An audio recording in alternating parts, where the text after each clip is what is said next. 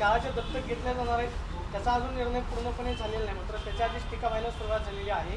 सुप्रिया असं म्हणतात की या सरकारला शिक्षणाची दुकानं जी आहे, संस्था ज्या आहेत ते बंद करायची आहेत आणि दारूची दुकानं मोठ्या प्रमाणावरती उघडायची.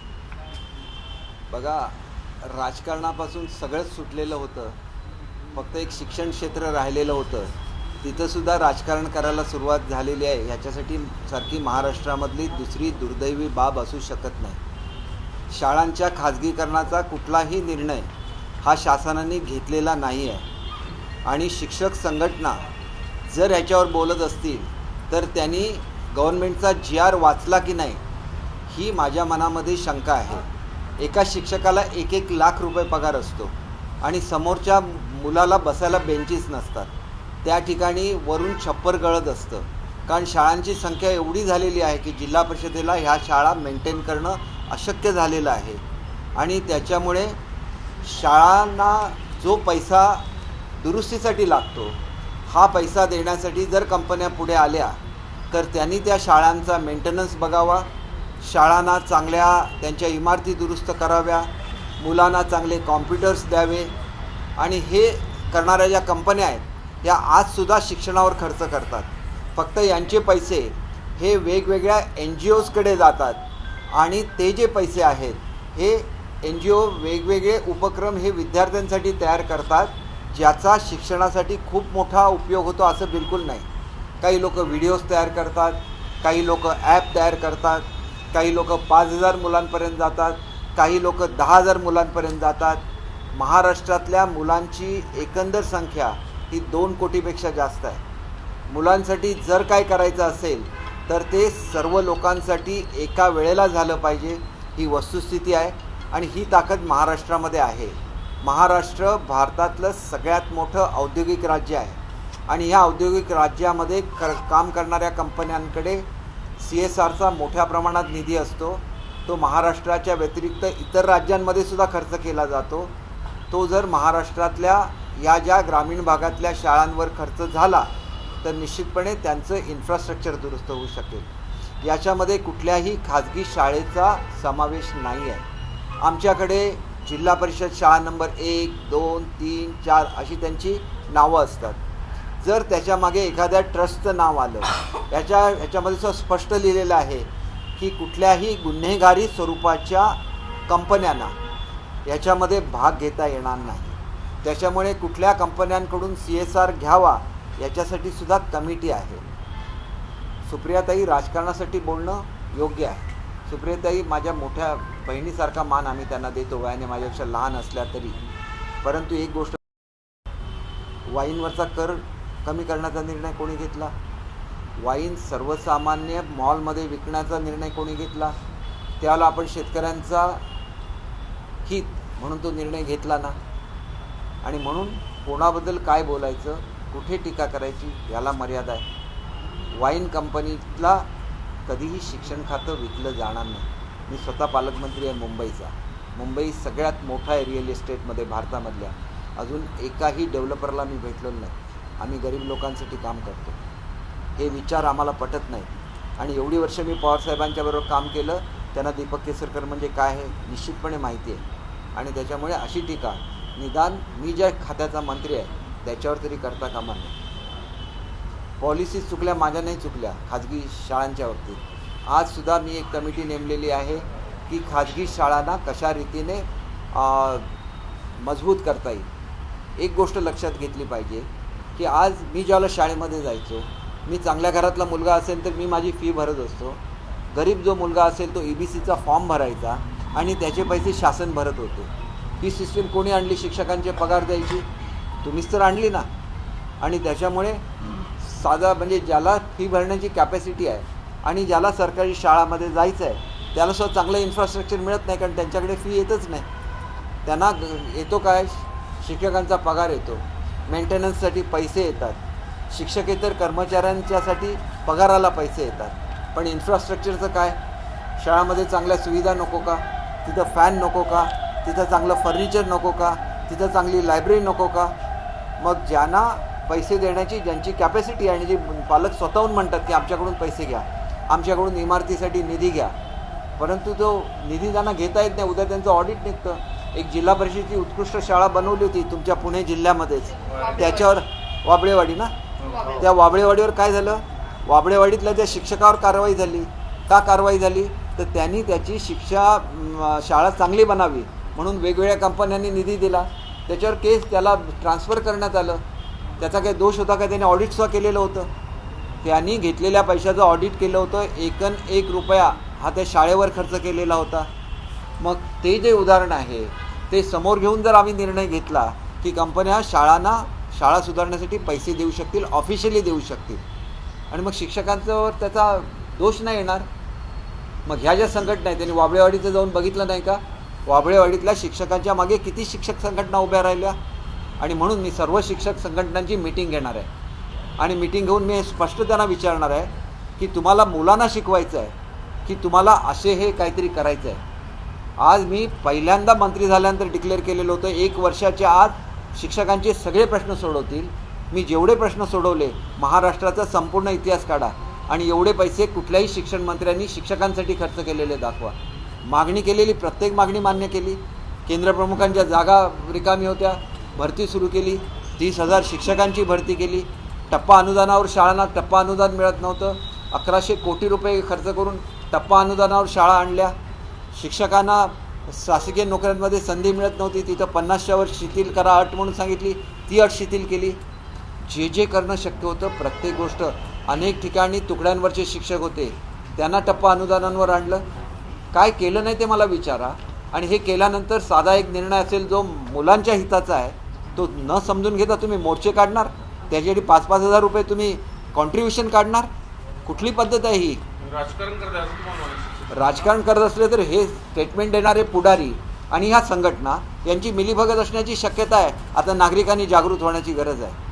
माझं स्पष्ट म्हणणं आहे की माझा मुलगा हुशार झाला पाहिजे. शिक्षण खाणं हे विद्यार्थ्यांसाठी आहे. शिक्षक हे गुरुवर्य आहे, त्यांच्याबद्दल मला आदर आहे, परंतु शिक्षण खातं हे विद्यार्थ्यांसाठी आहे. शिक्षणाचा दर्जा सुधारलाच पाहिजे, शाळांच्या एकंदर स्थिती सुधारलीच पाहिजे, हे शिक्षण मंत्री म्हणून माझं ठाम मत आहे आणि त्याची मी अंमलबजावणी करणार. ज्यांच्यामध्ये गैरसमज असतील त्यांना बोलवून घेईन, परंतु विद्यार्थ्यांच्या हिताच्या आड कोणी येत असेल तरी ते सहन केलं जाणार नाही. राजकारण करतात असं तुमचा थेट आरोप आहे? हे बघा, मी कोणावरही आरोप केलेला नाही. मी सांगितलं होतं तुमचे जे प्रश्न असतील ते तुम्ही मांडा. मुलांसाठी दर्जेदार शिक्षण द्यायचं की नाही हा निर्णय तुम्हाला घ्यायचा असेल तर तो महाराष्ट्रातल्या सांगा की आम्हाला मुलांना शिकवायचं नाही, आम्हाला गावात जाऊन राहायचं नाही आहे. राहायचं नाही ना तुम्हाला गावात? जनतेला सांगा आम्हाला गावात राहायचं नाही आहे मग. आणि मग शिक्षक गावामध्ये राहायला लागला, आपोआप मुलं शाळेमध्ये यायला लागणार. शिक्षक राहणार तालुक्याच्या प्लेसमध्ये आणि मुलं. हे बघा, भत्ते बंद करायचा मी निर्णय घेतलेला नाही, परंतु मी त्यांना सांगितलं होतं की तुम्हाला किलोमीटरचं मी रिलॅक्सेशन देतो आणि ते नको असेल तर मग असले मोर्चे काढत राहा, माझी काही हरकत नाही. मी जे मोर्चे, माझं ऐका, 1 मिनिट मला सांगू द्या. 3,000 कोटी रुपये नुसते मी गावामध्ये राहण्याबद्दल देतो, 3,000 कोटी रुपये. त्यांनी तर म्हणायचं आम्हाला गावात राहायचं नाही, तुम्ही 3,000 कोटी मुलांवर खर्च करा, मला 1 रुपया कंपनीकडून मागायची गरज नाही. 3,000 कोटीमध्ये माझ्या सगळ्या शाळा दुरुस्त होणार. दरवर्षी 2400-2500 कोटी रुपये लागले. एक विचारा.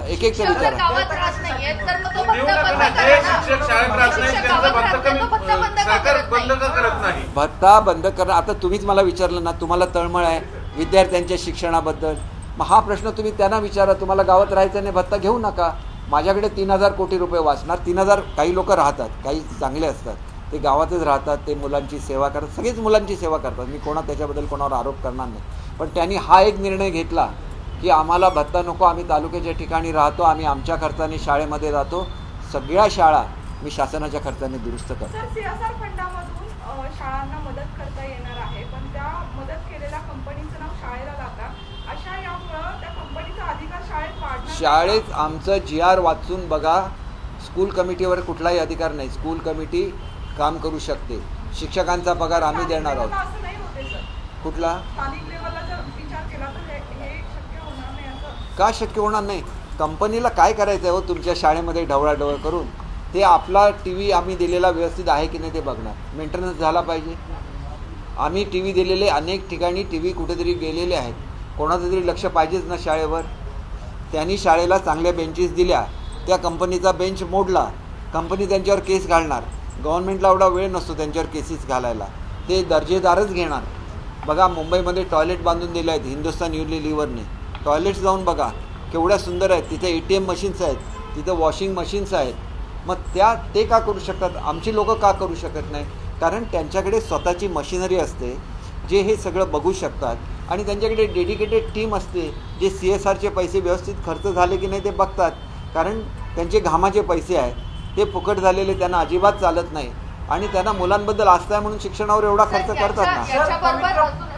याच्याबरोबर अजून एक प्रश्न, समूह शाळांचा जो काही एक घाट घातला जातो, समूह शाळांचा अजूनही म्हणजे पुणे जिल्ह्यातल्या मुळशी सारखा तालुका असेल की जो दुर्गम भागामध्ये येतो, किंवा आंबेगाव खेड या भागातले जे आदिवासी जो पट्टा आहे त्या पट्ट्यामध्ये दळणवळणाच्या सोयी सुविधा नाहीये, तिथं पाड्यांवरती शाळा आहेत. मग या शाळा बंद केल्यानंतर त्या विद्यार्थ्यांना शाळेपर्यंत पोहोचण्याची आपण काय जबाबदारी घेणार आहोत, किंवा त्यांनी शाळेत यायचं कसं? या एका कारणामुळे म्हणजे महाराष्ट्रामध्ये अशा अनेक शाळा आहेत की जिथं दळणवळणाच्या सोयी सुविधा नाहीयेत, आणि या शाळा जर आपण समूह शाळा जर करणार असू तर मग त्या विद्यार्थ्यांचं काय? एक गोष्ट मी स्पष्टपणे संपूर्ण महाराष्ट्राला सांगू इच्छितो, सर्व संघटनांना सांगू इच्छितो, एकही शाळा बंद करण्याची ऑर्डर आम्ही दिलेली नाही आहे.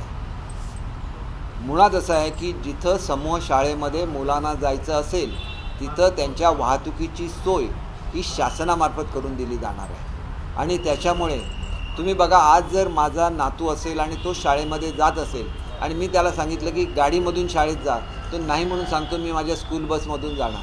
कारण स्कूल बसमध्ये त्याचे मित्र असतात, सवंगडी असतात, आणि त्याच्यामुळे त्याला त्या स्कूल बसमधूनच जावंसं वाटतं. मग जर शहरामध्ये ही सुविधा आहे तर ग्रामीण भागामध्ये ही सुविधा का नसावी? आम्ही एकही शाळा बंद करणार नाही असं लिहिलेलं आहे त्या GRमध्ये, एकही शाळा बंद करणार नाही. मग तुमचं आंदोलन कशासाठी? मला तर असा प्रश्न आहे की मला आता प्री प्रायमरी करायची आहे, त्याच्यामुळे 5 वर्ग हे प्री प्रायमरीचे असणार.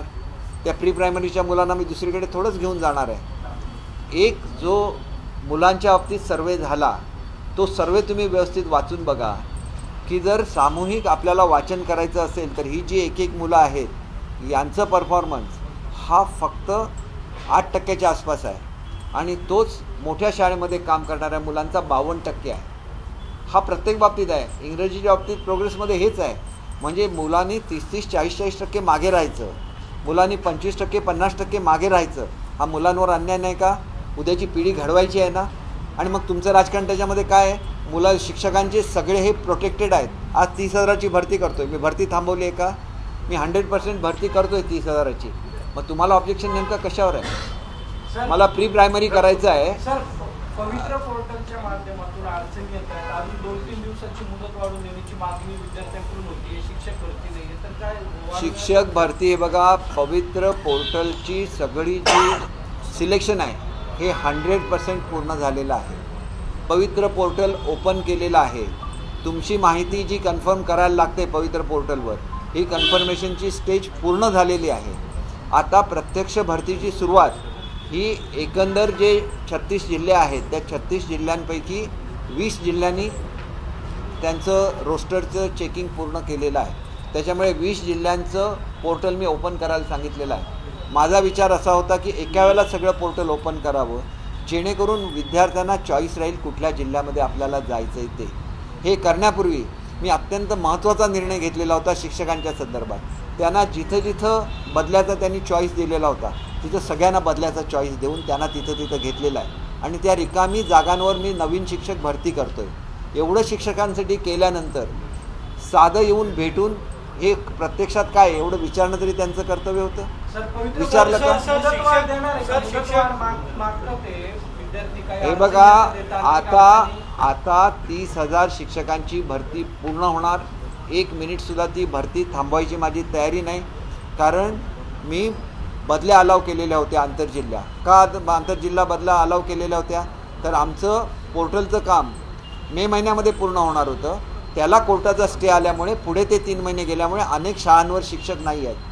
कुठल्या मुलाला शिक्षणामध्ये संधी मिळावी म्हणून मी मुलांचं नुकसान करणार नाही, तिथं शिक्षक देणारच 100%. सर, शिक्षक संघटनेचा जो मोर्चा काढला जातोय त्या मोर्चेत सरकारला मतदान करणार नाही अशी शपथ घेतली जाते शिक्षकांकडनं, हे अशा पद्धतीने मी तुम्हाला सांगितलं, हे उत्कृष्ट राजकारणाचा नमुना आहे. अवश्य घ्या. तुमचं ज्या वेळेला पेन्शनचा प्रश्न होता त्याच्यासाठी आम्ही कमिटी नेमलेली आहे. प्रत्येक ह्याच्यावर तुम्ही जर सरकारला धारेवर धरणार असाल तर मी त्या गावागावामध्ये जाऊन जागृती करेन. विद्यार्थ्यांसाठी शिक्षण आहे, शिक्षकांसाठी शिक्षण खातं नाही. शिक्षक हे सरकारी नोकर आहेत आणि सर्व सरकारी नोकरांना जी बंधनं आहेत ती शिक्षकांना सुद्धा आहेत. सरकारी नोकरांना जेवढ्या सुविधा देतो आम्ही शिक्षकांना देतो.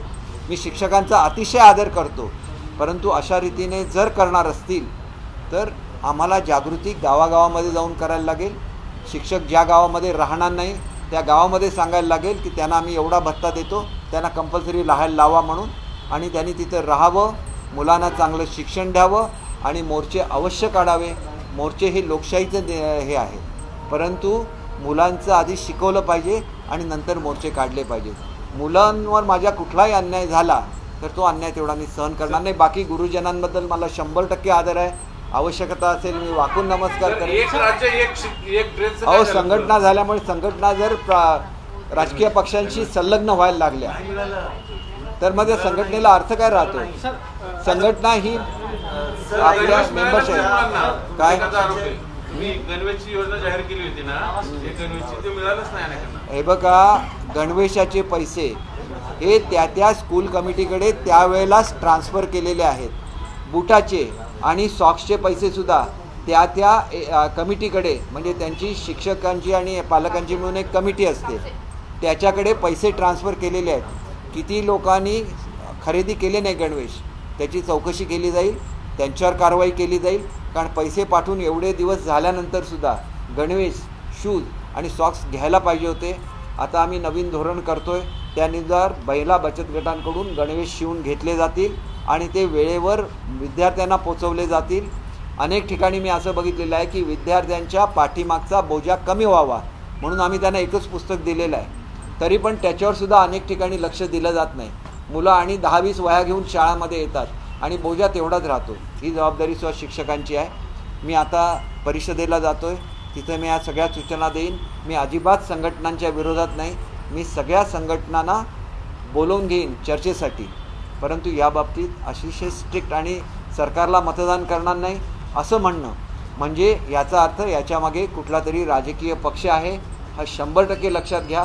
आणि अशा तऱ्हेने करण्यापेक्षा विद्यार्थ्यांच्या क्वालिटी एज्युकेशनवर अधिकचं लक्ष हे शिक्षकांनी केंद्रित करावं, मुलांसाठी चांगलं काम करावं. माझ्या 100% शुभेच्छा त्यांना आहेत आणि त्यांचा प्रत्येक प्रश्न सोडवण्यासाठी शिक्षण मंत्री म्हणून मी कटिबद्ध आहे. तुमच्या पक्षाचे मंत्री गुलाबराव पाटील सर राजकीय प्रश्न आहेत दोन. उद्धव ठाकरेंनी काल समाजवादी पार्टीशी युती केली. उद्धव ठाकरे असं म्हणतात की पंतप्रधान नरेंद्र मोदी स्टेडियममध्ये पाकिस्तानच्या खेळाडूंवरती फुलं टाकण्यात आली, मात्र माझ्यावरती टीका करण्यात येते. जर मी समाजवादी पार्टीशी युती केली तर बिघडलं. हे बघा, त्यांना आता पाकिस्तानवर बोलण्याचा काय अधिकार आहे का? त्यांना हिंदुत्वावर बोलण्याचा अधिकार आहे का? स्टॅलिनच्या मुलाने हिंदुत्वाबद्दल वाटेल तसं बोलले आणि त्यांना जर काय बोलत नसतील तर त्यांना कुठल्याही पक्षाबरोबर, त्यांनी अगदी समाजवादी पक्षाबरोबर जरी युती केली तरी त्यांना तो आता अधिकार आहे, कारण त्यांनी हिंदुत्व सोडलेलं आहे. त्याच्यामुळे उघड आहे की ज्यावेळेला स्टॅलिनचा मुलगा बोलला, स्टॅलिन तर आपला कोण नाही आहे.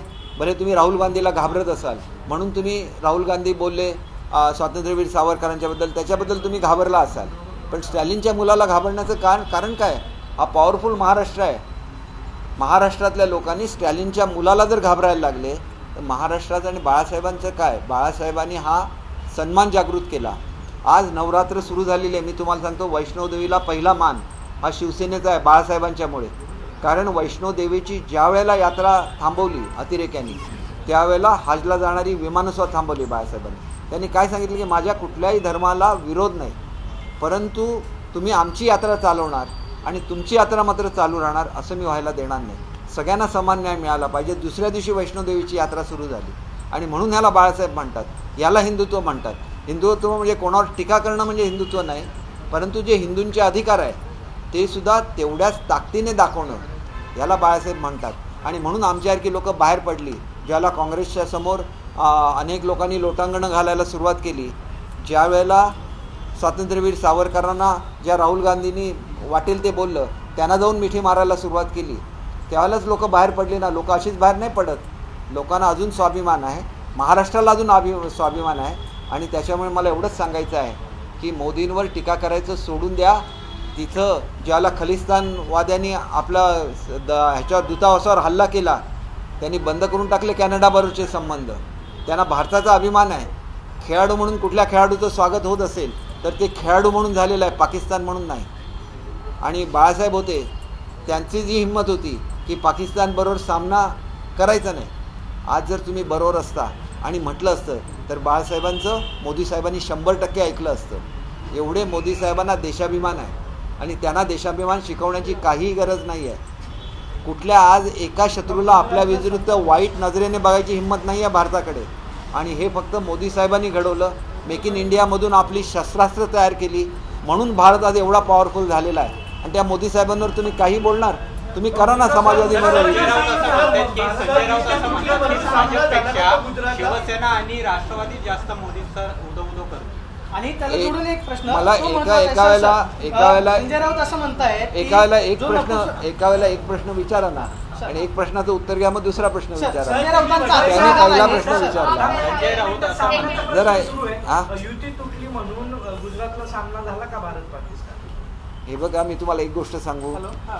ज्यावेळेला युती होणार होती, उद्धव साहेब ठरवून आले दिल्लीला जाऊन की ताबडतोब महाराष्ट्रामध्ये युती करतो, त्यावेळेला ह्या संजय राऊतनेच ही बातमी नेऊन अजित पवार आणि शरद पवारांना सांगितलेली होती. आणि ह्याचा आता तटकरेंनी खुलासा केलेला आहे. आता तरी खरं बोला, खरं बोला ना. पाकिस्तान सामन्याचा विषय हा? आहे. युती तुटली म्हणून गुजरातमध्ये भारत पाकिस्तान सामना झाला का? भारत पाकिस्तान कसं आहे बघा, प्रत्येक ठिकाणी कुठलं सेमीफायनल होणार, कुठे फायनल होणार, त्याच्यामध्ये कोण येणार हे काय अगोदर ठरलेलं नसतं.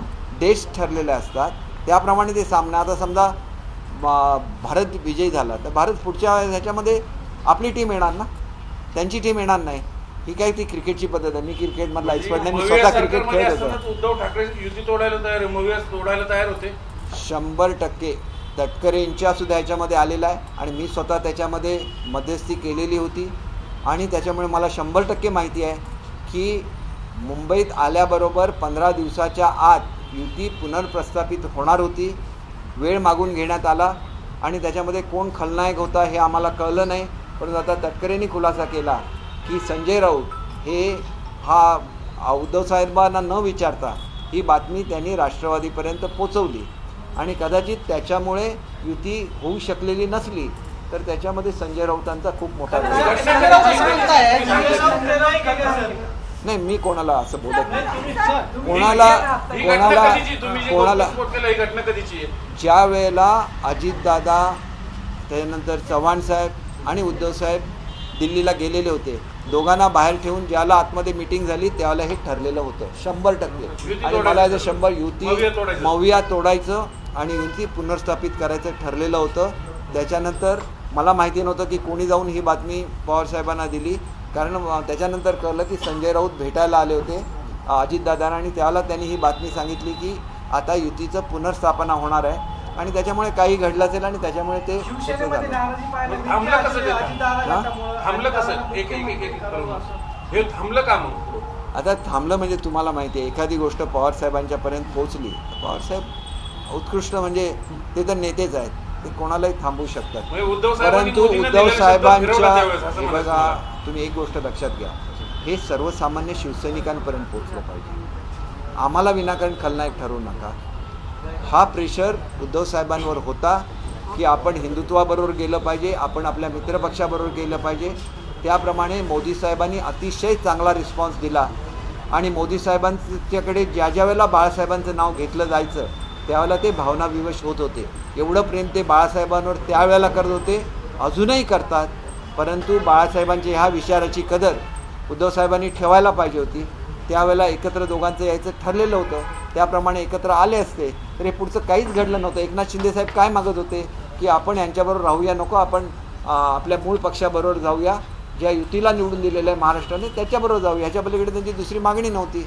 आजचं संजय राऊतांचं विधान खूप महत्त्वाचं आहे. संजय राऊत असं म्हणतात की जे नपुंसक असतात ते जास्त कांदे खातात. एकनाथ शिंदे, अजित पवार हे जास्त कांदे खाणारे आहेत.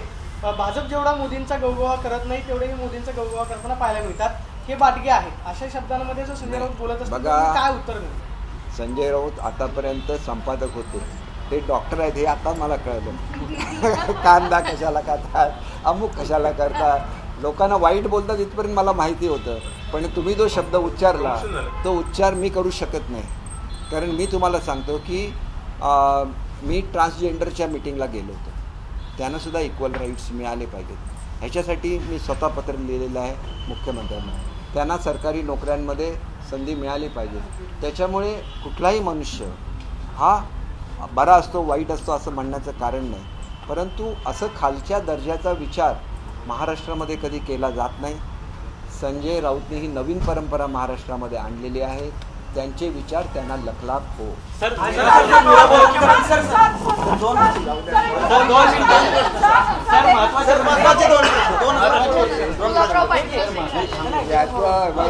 मीरा बोरवणकर यांनी अजित पवार यांच्यावर गंभीर आरोप केलेला आहे. 2010 साली ज्यावेळेस अजितदादा हे पुण्याचे पालकमंत्री होते आणि मीरा बोरवणकर या पुण्याच्या पोलीस आयुक्त होत्या. येरोडा येथील जो एक भूखंड आहे, सरकारी जमीन आहे, ती त्या बिल्डरला देण्याचा घाट यामध्ये घातला जात होता. अजित पवारांनी त्या पोलीस आयुक्तांवर त्यावेळेस सही करण्यासाठी दबाव आणलेला होता, पण त्यावेळेस त्यांनी नकार दिला आणि त्यानंतर त्यांची बदलीही झाली, असं एक त्यांनी पुस्तकामध्ये घटस्फोट केलेला आहे. अजित पवारांनी ही सगळी सरकारी जमीन आहे ती एका बिल्डरच्या घशात घालण्याचा घाट घातला होता असं. हे बघा, मी आपल्याला एक गोष्ट सांगतो, प्रत्येक गोष्टीवर आपण कॉमेंट करायचे नसतात आणि ज्या गोष्टीची माहिती नाही त्याच्याबद्दल अजिबातच कॉमेंट करायच्या नसतात. मीरा बोरवणकर निश्चितपणे पोलीस कमिशनर आहे, पोलीस डिपार्टमेंटची त्यांना सगळी माहिती असू शकते. परंतु रेव्हेन्यू डिपार्टमेंटला हे प्रकरण काय आहे हे तंतोतंत माहिती असू शकतं. कारण पोलिसांची जमीन कुठली आहे हे सुद्धा रेव्हेन्यू डिपार्टमेंटला दाखवून द्यायला लागतं, त्या ठिकाणी पोलीस डिपार्टमेंटला. आणि ज्या वेळेला कुठलीही जमीन ट्रान्सफर करायची असेल तर ते रेव्हेन्यू डिपार्टमेंटच करू शकतं. ते करणं आवश्यक आहे की नाही, ती परिस्थिती काय होती याच्या संदर्भातला खुलासा हा आपण दादांच्याकडे, तर दादा तुम्हाला वस्तुस्थिती सांगू शकतील. वस्तुस्थिती माहिती नसताना एखादी गोष्ट सांगायची. आता माझ्याकडे समजा एखादी ह्यांचं ट्रेनिंग सेंटर बांधायचं होतं पोलिसांसाठी, तर मी दुसऱ्या डिपार्टमेंटची म्हणजे स्किल डेव्हलपमेंट डिपार्टमेंटची जागा घेतली आणि ती पोलीस खात्याला दिली. हे त्या परिस्थितीमध्ये तिथं काय काय परिस्थिती असते हे मी आज सांगू शकत नाही. तिथं त्याच्या बदली जागा दुसरी दिली होती का, अधिक मोठीची जागा देऊ केलेली होती का, किंवा कोणत्या परिस्थितीमध्ये अशी ट्रान्सफर झालेली असेल किंवा त्यांची ट्रान्सफर ह्याच कारणामुळे झाली असेल असं सांगता येणार नाही. कारण लँड ट्रान्सफर करणं हा रेव्हेन्यू डिपार्टमेंटचा अधिकार आहे आणि त्यांचा तो अधिकार ते वापरू शकतात. त्याच्यामुळे त्याच्यासाठी एखाद्या कमिशनरची बदली करायला लागते हे मला स्वतःला पटत नाही. आणि एखादी गोष्ट घडली असेल तर ते पुस्तकामध्ये लिहित असताना त्यांचा आणि काहीतरी वाद झाला असेल त्याच्यामुळे त्यांनी लिहिलं असेल. त्या एक चांगल्या अधिकारी आहेत, त्यांची कारकीर्द चांगली राहिलेली आहे. त्या रिटायर झाल्यानंतर आम्ही त्यांना शुभेच्छा देतो आणि त्यांचा आणि दादांच्या संदर्भात काही वाद झालेला असेल तर दादा त्याचं उत्तर देण्यासाठी सक्षम. चौकशी झाली पाहिजे का सर? या प्रकरणाची चौकशी झाली पाहिजे का? आता तुमचं सरकार आहे. हे बघा, तुम्ही सरकार, दादा पार्ट आहेत ना सरकारचे, ते मंत्री आहेत, तुम्ही त्यांना विचारू शकता. हा प्रश्न तुम्ही मला का विचारता? गुलाबराव हा पाटील प्रश्न मनोज जरांगे यांच्या मागण्यांचा विचार सरकार कशा पद्धतीने करतंय? जर मराठ्यांच्या मागण्या पूर्ण झाल्या तर ओबीसी नेते दुखावले जातील, तर सरकार यातनं मध्य कसा साधणार आहे? काय नक्की सरकार? हे बघा, मी आपल्याला एक गोष्ट सांगतो, प्रत्येकाचं आयुष्य हे बहुमोल असतं. ज्याप्रमाणे शासनाला जर निर्णय घ्यायचा नसता तर शासनाने आरक्षण दिलंच नसतं. आरक्षण दिलं ते हायकोर्टामध्ये टिकलं, सुप्रीम कोर्टामध्ये टिकलं नाही, तरी सरकारला दोष देणं किती योग्य आहे याचा विचार केला पाहिजे. हे आरक्षण कसं टिकावं या दृष्टीने त्यांनी सरकारला मार्गदर्शन केलं तर मला अतिशय आनंद होईल. परंतु सध्यासुद्धा ओपन कॅटेगरीला 10% EWS रिझर्वेशन आहे. OBCमध्ये जाऊन जेवढं रिझर्वेशन मिळणार त्याच्यापेक्षा जास्त रिझर्वेशन हे सध्या आहे अस्तित्वामध्ये. OBCमध्ये एकंदर 170 जागा आहे, 170 की 190 कितीतरी जाती आहेत. त्याच्यामध्ये 191 जाती गेली तर त्याच्यामध्ये सगळं त्यांच्यामध्येच डिव्हिजन होणार. एवढ्यामध्ये तो जे काय 15-17% असेल त्याच्यामधून तो भाग प्रत्येकाला मिळणार म्हणजे त्यांच्या मेरिटप्रमाणे. परंतु आज उरलेल्यामध्ये 80%, 70% तरी मला वाटतं की मराठा समाज असावा आणि त्याला जे 10% आरक्षण आहे त्या आरक्षणापासून ते वंचित होणार आहे. त्याला त्यांना जो काही निर्णय घ्यायचा तो त्यांनी विचार करून घ्यावा आणि ह्याच्यामध्ये मराठा समाजाचे हित आहे की नाही हे बघावं. हे मी तुम्हाला मुद्दाम का सांगतो तर मी एज्युकेशन खात्याचा मंत्री आहे. माझ्याकडे 30,000ची भरती चालू आहे. अनेक जिल्ह्यांमध्ये ओपनच्या जागा शिल्लक नव्हत्या कारण अधिकाऱ्यांनी आलेला प्रत्येक ट्रान्सफरचा मनुष्य ओपनमध्ये टाकला. एका जिल्ह्यामध्ये मी 200-200, 300 जागा ओपनच्या क्रिएट करून घेतल्या. आज त्या ठिकाणी EWSचं हे मिळालं आरक्षण तर मराठा किंवा त्यांच्याबरोबर असलेल्या इतर ओपनच्या जातींना त्या आरक्षणाचा लाभ मिळू शकेल. नाहीतर ते त्या लाभापासून वंचित झालेले होते. त्याच्यामुळे हे जे कॅल्क्युलेशन आहे ते त्यांनीच करून बघावं. मी काय त्याच्यामधला एक्सपर्ट नाही. मराठा समाजाचे जे सगळे ज्येष्ठ नेते आहेत त्याच्यामध्ये अगदी छत्रपतींपासून सगळे लोक इन्वॉल्ड आहेत. सगळ्यांनी एकत्र बसावं, सगळ्यांनी मिळून आपल्याला मार्गदर्शन करावं आणि सरकारची भूमिकाच आहे देण्याची. सरकारने कधीच आरक्षण देत नाही म्हणून सांगितलेलं नाही मराठा समाजाला. त्याच्यासाठी ॲक्ट केले, त्याच्यासाठी कमिट्या केल्या, हायकोर्टमध्ये ते सगळं टिकलं. तरी पण सुप्रीम कोर्टामध्ये टिकलेलं नसलं तर टिकण्यासाठी काय केलं पाहिजे ते सांगा. आपला प्राण हे करून काय होणार? त्यांचंसुद्धा मार्गदर्शन आम्हाला पाहिजे. प्राणाचा त्याग करून काय होतं? याच्यामधून काही होणार नाही. त्यांनी आम्हाला मार्गदर्शन करावं, आम्ही त्यांचं निश्चित आहे. सह्याद्रीची उंची म्हणजे